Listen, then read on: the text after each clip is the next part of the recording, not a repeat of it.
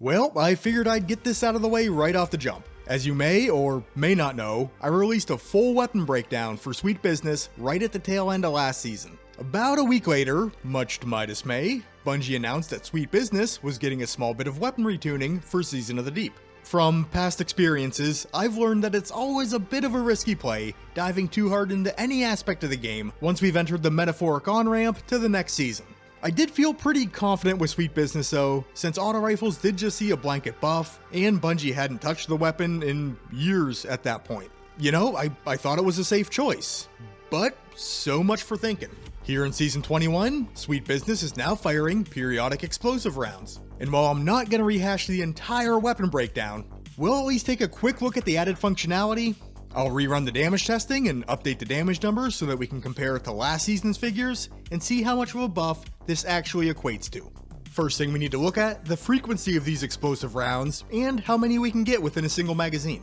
And for this, I was actually able to put the test range, not a test range, to good use. Speaking of which, it would be really nice to have a proper test range back in the game. With every season that passes, I miss the tribute haul more and more.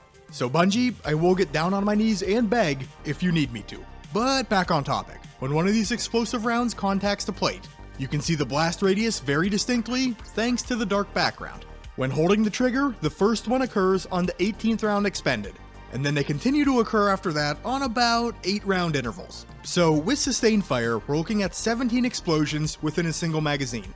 If you are a Titan using Actium War Rig, you are going to see substantially more. Because the exotic is constantly loading rounds back into the magazine, the time to empty goes from a little bit over 10 seconds to a little bit under 30 seconds. This is going to result in 52 explosive rounds touching off. Sadly, these plates don't register blast damage, so we can't even get a gauge on how much these explosions are doing. But no worries, I was heading to the Spire of the Watcher for damage testing anyway. I have last season's numbers up on the left side of the screen, and as far as the time to empty and the bullet damage, those things are going to be unchanged. We just need to add in the damage from the explosive rounds to get our updated numbers. And it's with a heavy heart that I have to inform you, it isn't all that much. Now if you're someone who's happy with the numbers you're seeing, I'm happy for you. But versus Akalos, each one of those explosions is dealing 1,403 points of damage. Just a shade better than the crit damage from a bullet. Now this does net us about another 24,000 in terms of single mag damage, and bumps the single mag damage per second up by about 2,000 points. And while extra damage is extra damage, it only works out to about a 12% increase in Sweet Business's output. And I think we all understand that Bungie couldn't give it too big of a bump because, you know, it's a primary weapon. But I'm sure that the International Coalition of Sweet Business users was probably hoping for a bit more. Now, all the numbers are up on screen, and I'm not going to run down the line and talk about its damage versus majors and minors because I just did that a few weeks ago.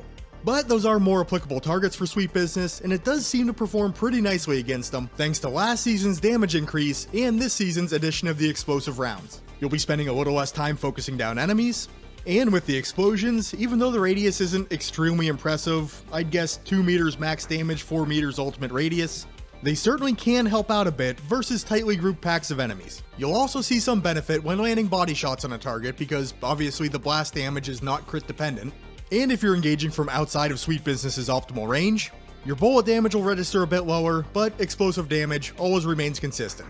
Is this a change that's gonna sway my overall opinions on the weapon though? Probably not.